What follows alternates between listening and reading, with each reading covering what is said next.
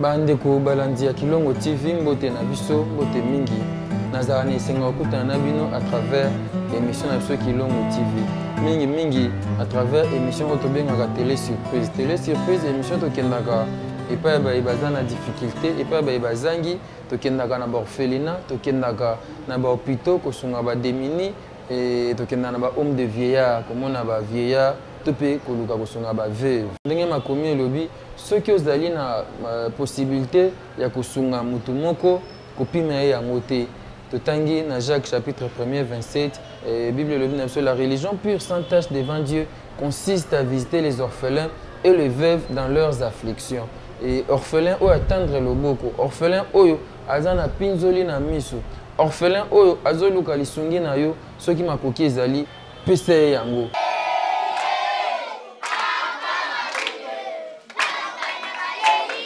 Mesdames, Messieurs, chers téléspectateurs, bonjour et bienvenue dans notre émission Télé Surprise. Télé Surprise, comme a dit l'intitulé de l'émission, nous faisons des surprises à des personnes démunies, à des orphelins, aux veuves, et puis nous faisons des descentes par-ci par-là pour soutenir ceux qui sont en difficulté.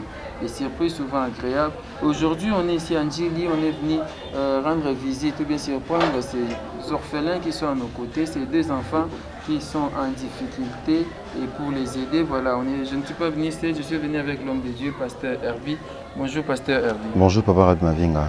Le lotoye awa Ndjili quand on a cadre télé surprise. Vraiment. Et Isaka moi bientôt qui n'a pas descendre de soutenir, nous avons en difficulté, nous avons surprise moko agréable et ça la maman la mingi. Et d'abord bana oyo bazan côté un peu moins tamboté. Bonjour les amis. Bonjour. Yo comment Mehdi. Mehdi yo. Parfait. Voilà, Mehdi est parfait. Oui, ben bondé. Medina parfait, n'est pas bango pourquoi parce que bazan a grandi en bango, bande causation na bango, bafan dans la parcelle familiale, baza orphelin. Parce qu'il y en a bango tende cause charge na bango. Orphelin de père ou de mère. Orphelin de père et de mère. Nous avons la responsabilité bango za qui grandi na bango. On apprenait que grandi na bango za qui très malade. Et du fait que baza qui ont difficulté et yango toyaki parce que toyaki en aide. Et toi qui en aide il y a pour sauver vie à grande sœur na bango donc toi qui te sunga qui de toko sala et nzambe pas sali grâce grande sœur na bango a se rétablisaki et quoi arriver le sou que abeli le quoi maladie zaki moi makasi biso beto yebakite siko akende pas grande sœur la plus proche ya famille karaza na Congo central na ba Congo akende kona siko balek batikali bango moko so na bango mingi mtazo bango mama oaza na parcelle voisine et maman wana mama alpha il m'a dit que bango mingi azwaka bana parcelle voisine nzamba pambola epé grand sœur lokola za quitté ba apprendre biso que ba sous malade bango grand sœur za malade bana susu ba orphelin ba ba tikala ba malade ba ben grand sœur abi abi tendenga osala nzambe ka batela bango parce que tant yaki nande ko rais kangi to bi ba ici biso esali biso passe na bitin to benga papa Rabi Mavinga la fondation Rabi Mavinga baya to sangana l'écrit des orphelins to ba comment to ko sala pona to ya na lisunga bana yo na mona ki to sala ko to ko sala ngona bino bazui ba examen tout ça ba ki se bimindo ko bimeleza ki moi makasi yango to su ko rendre bango visite par la grâce de Dieu je pense yango na parabi. Voilà, merci maman Odette de la foi, maman Michel Polo, maman Irène, association de la foi en Christ. Merci Panabino. Tout ça pena banawa na romero sola bango. Et obasu kombo nani? Mehdi. Mehdi, obeli? Yeah. Yo tanga quoi? Tanga what? Yann. Nani? Yann. Yann, nous en classe ni? 5e. 5e. Et obeli ni? Ba fièvre. Ba fièvre me ça là. Yaya, yo peka ba fièvre. Et siko bani ba kisi tonde. Non, gâté. Non, ok. Azobe la mwando wa makasi ezate na santi leke olu ba makasi. Yo pe na bani ba kisi te. Donc bani wa mbale bozomo na baza ba orphelin et je pense pour une petite histoire grande sœur na ba moko mtaza occupé bango. La sœur s'est débrouillée pour compléter l'homme de Dieu. Alors que l'oufou la fois à $80. Alors que l'oufou fond naie capital naie topé na kikongo to lubaka. Kinkita donc Kinkita Kisina naie. Kisina. OK, Kisina. On comprend que kikongo pesa ba vocabulaire nango. Ezé à $80. Mais la sœur est tombée malade pendant que tout le baboisa malade. Je crois que même capital naie wato Kisina naie ici est quoi. parce qu'il y a Zobé, il fallait qu'il se soigne na Congo central. Il faut se faire soigner na Congo central. Ban ami balé aux hommes na orphelin batika na Kinshasa. Si go mutazo zo soigner na bango, eza maman Alpha, une voisine. Boyebi na Kinshasa so bazo soigner, c'est-à-dire moi muto Thompson bako peso moi fufu lié au lali, mais c'est comme que bango lisusu ba beli. Comprenez. Grande sœur la Binzamba Sungara. La grande sœur est malade à Binzamba Sungara pour Suki na. Oui. Amen. Amen. On dit le malheur ne vient jamais seul. Ils assument des suite non. Le malheur atteint souvent les justes. Les malheurs atteignent souvent le juste, mais l'Éternel en délivre toujours. Oui. Voilà. Les malheurs atteignent souvent les justes, mais l'Éternel en délivre toujours. Je pense que ces enfants sont justes. Ils sont orphelins. Bakenda bakufa natikala na susi na motema kozanga babotio na mokili yango ndelikama. Bakenda bakufa natikala na susi na motema kozanga babotio na mokili yango ndelikama. Wale wale wale ezalaki te posa motema nanga, ezalaki te pe na makanisi nanga. Mwana nini yango akosepela atikala ye moko na mokili baboti bakende treto.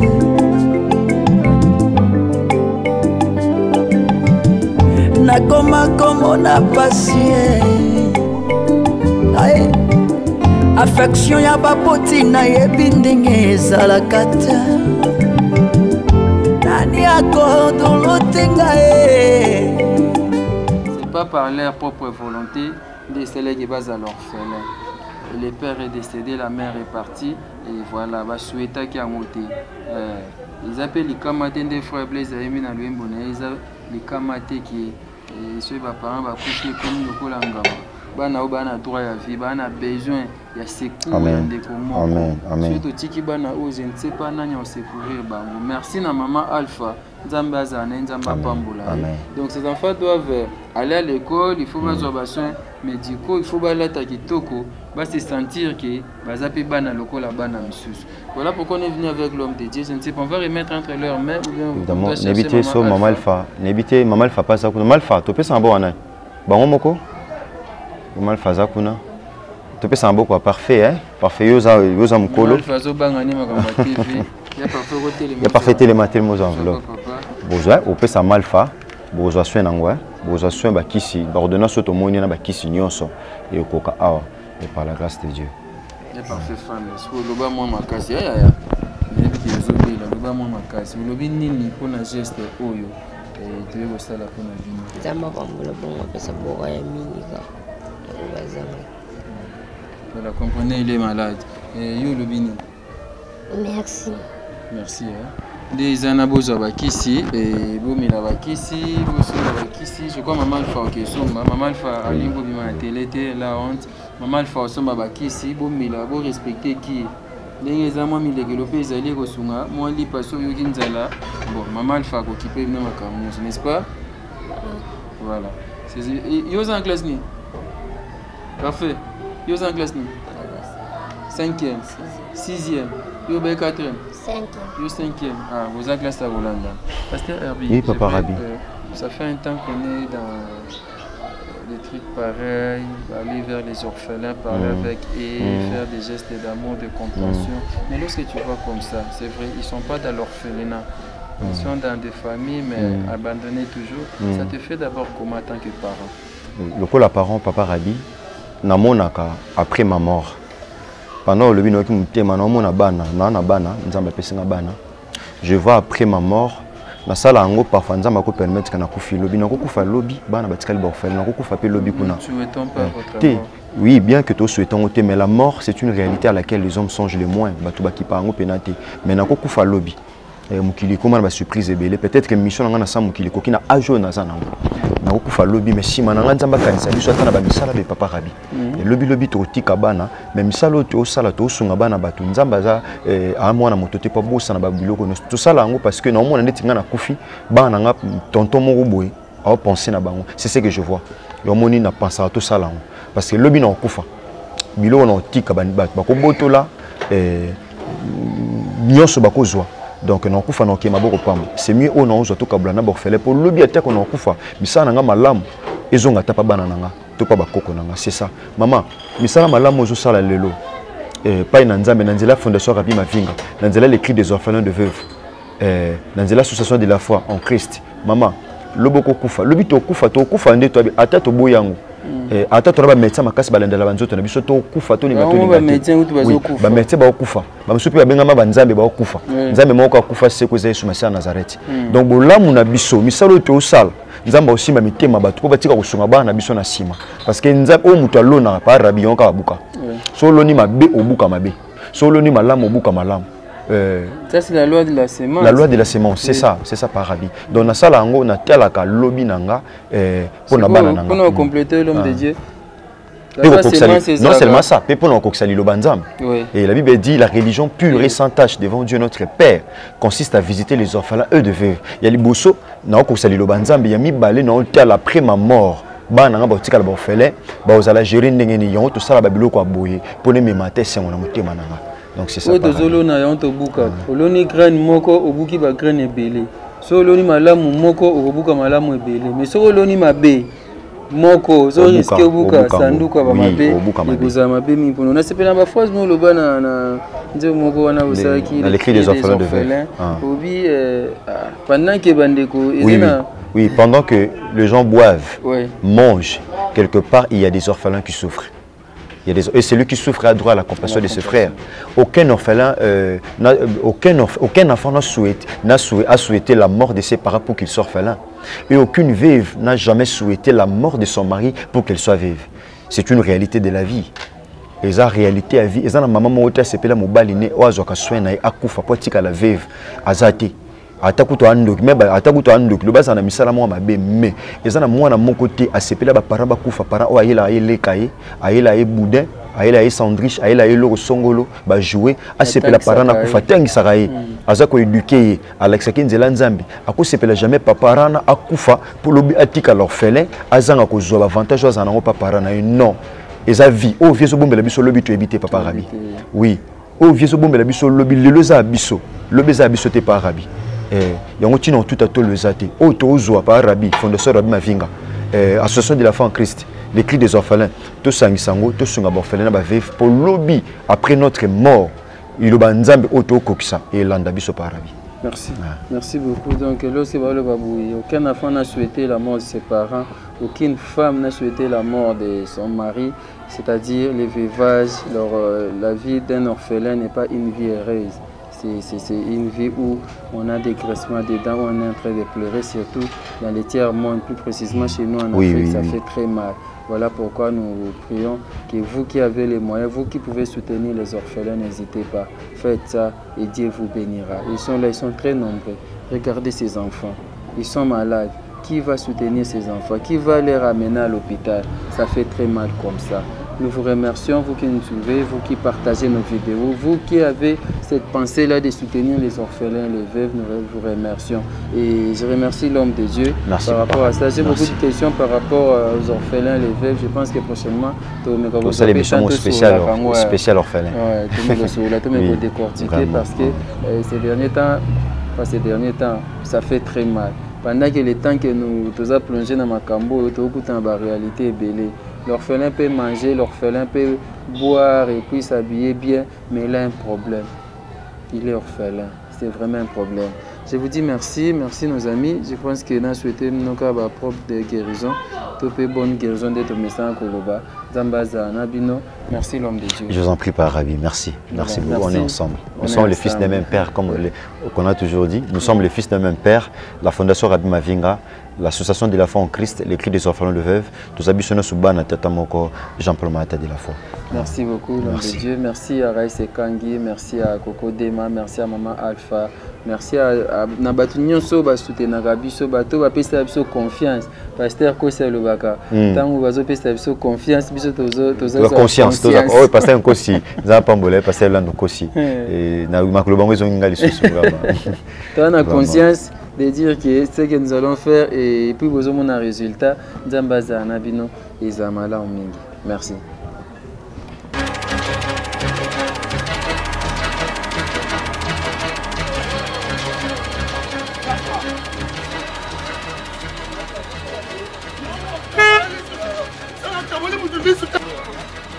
Ayoza omona, omona.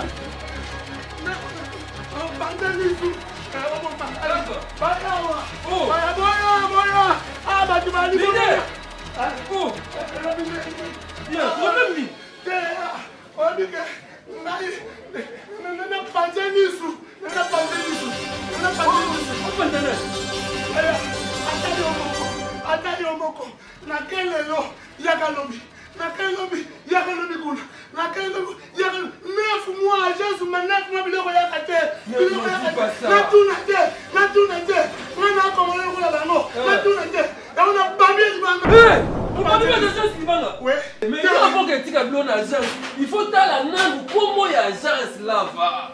Comment ça est? Comment ça est? Comment on est? Tu m'en passes. Tu m'en passes voilà. Qui Congo? Na lingala tu m'en passes là, tu m'en tema passe.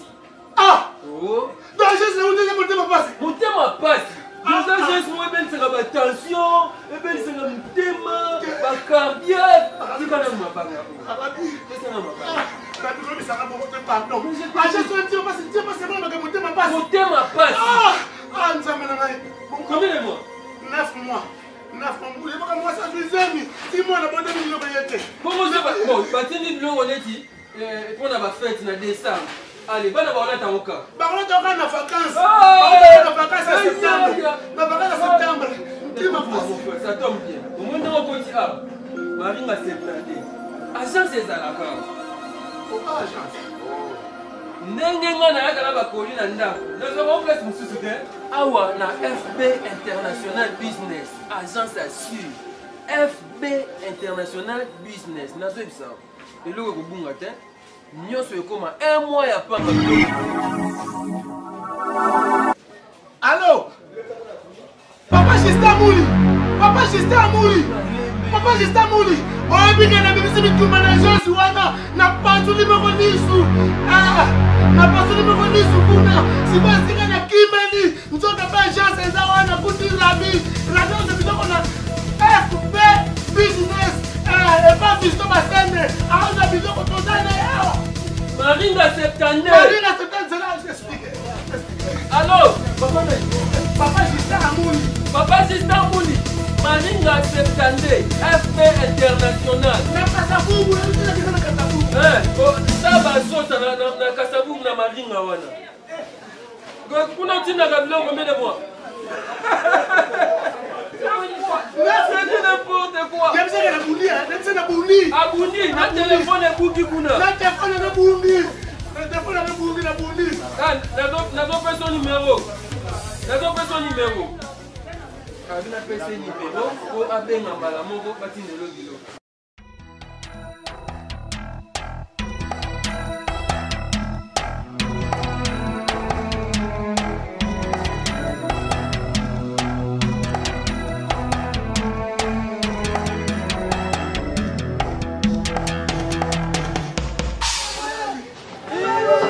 Comment j'étais bon nini?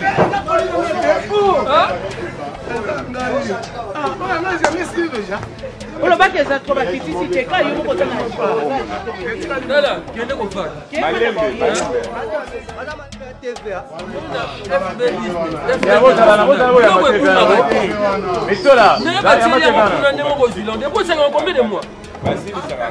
Un mois. Ah, na FB International Business Bleu et bon gâteau. On va pas ta voiture bazana. Na moni pièce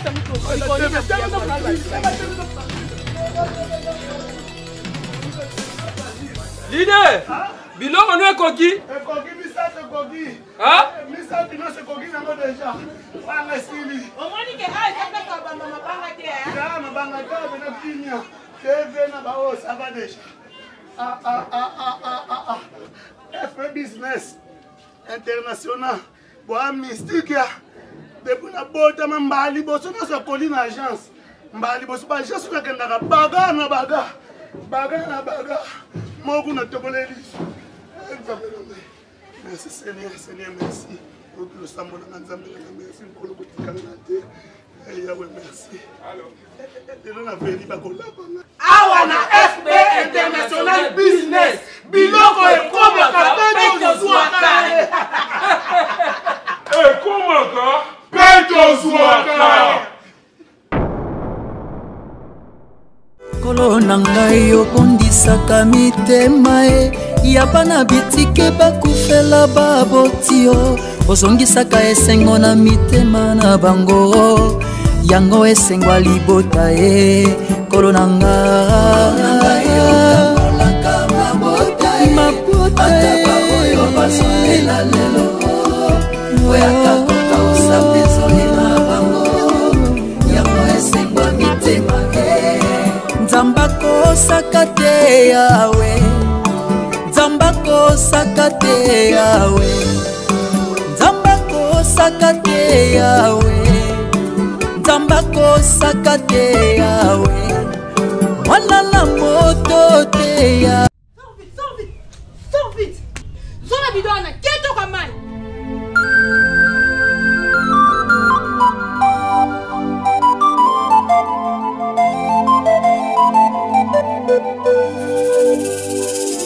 Bakenda bakufa natikala na susi na motema kozanga babotio na mokili yango delikama Bakenda bakufa natikala na susi na motema kozanga babotio na mokili yango delikama Wale wale wale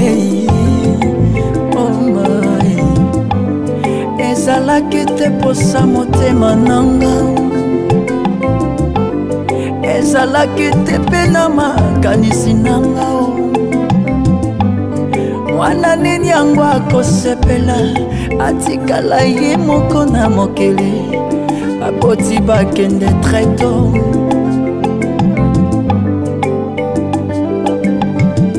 nakoma komona pasie affection ya baboti nayebi ndenge ezalaka te nani akodolotenga na bolenge nase retrouva na balabala se mpona kozanga baboti nde bandeli ya pasi nanga bakenda bakufa natikala na susi na motema kozanga babotio na mokili yango delikama bakenda bakufa natikala na susi na motema kozanga babotio na mokili yango delikama La religion pure et sans tache devant Dieu notre Père consiste à visiter les orphelins et les veuves dans leurs afflictions. Makomi alobi ne méprisez pas les orphelins kasi ya lelo ekomi mbongwana basi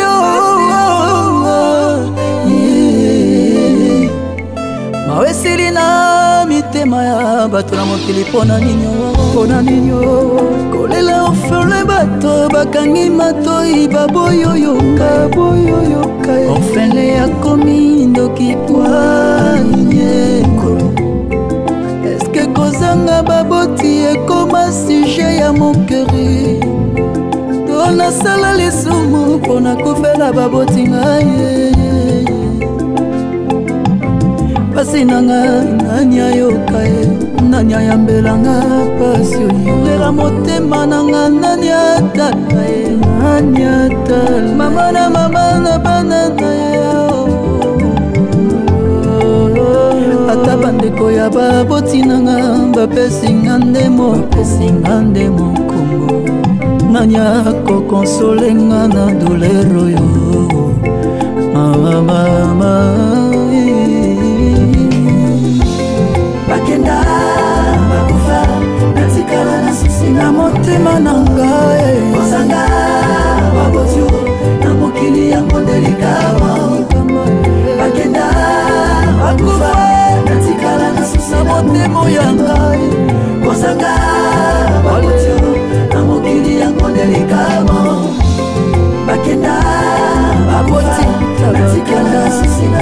aibwale kozanga bino na mokili ya kodelikamo bakenda bakufa natikala na susi na mamokili kozanga bakufa na mokili ya kodelikamo matondi na bino po botikelanga kombo ya Yesu Masiya Nazareth trésor précieux na ngai.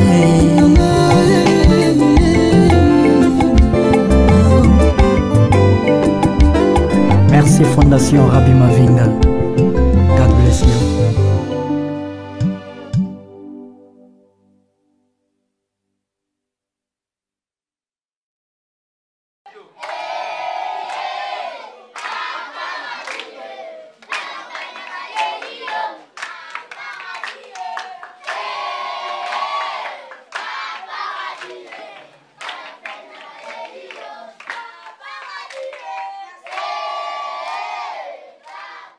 bandeko balandi ya Kilongo TV mbote na biso mbote mingi nazala na esenga okutana na bino à travers émission na biso Kilongo TV mingi à travers émission oyo tobengaka télé surprise émission tokendaka epai baye baza na difficulté epai baye bazangi tokendaka na baorphelinat tokendaka na bahôpitaux kosunga badémini tokendaka na bahomme de vieillard komona bavieillard to mpe koluka kosunga baveuve ndenge makomi elobi soki ozali na possibilité ya kosunga mutu moko kopima ye yango te totangi na Jacques chapitre 1er 27 Bible elobi na biso la religion pure sans tache devant Dieu consiste à visiter les orphelins et les veuves dans leurs afflictions et orphelin oyo atendre loboko orphelin oyo aza na pinzoli na miso orphelin oyo azoluka lisungi na yo soki makoki ezali pesa ye yango